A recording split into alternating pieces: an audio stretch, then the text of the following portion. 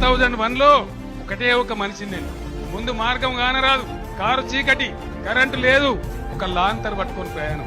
ఉద్యమ పందా వీడను, ప్రాణం పోయినా సరే ఎత్తిన పిడికిలి దించను, ఎత్తిన జెండా దించను, ఖచ్చితంగా రాష్ట్రం సాధిస్తా. మన రైతుల పొలాలలో నీటి గలగలలు వచ్చే వరకు, తెలంగాణ కరెంటు తీగల మీద నాణ్యమైన కరెంటు నడకలు వచ్చే వరకు ఈ అవిశ్రాంత పోరాటం కొనసాగాలి.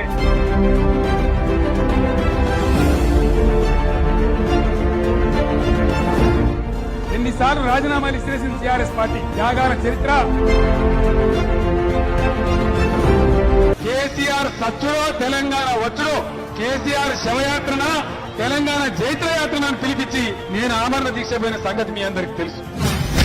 టీఆర్ఎస్ చూపించిన అభినవేశాన్ని చూసే కదా దేశ రాజకీయ వ్యవస్థ మొత్తం దిగి వచ్చి తీసుకో బిడ్డ నీ తెలంగాణ అని చెప్పి మా చేతిలో పెట్టింది.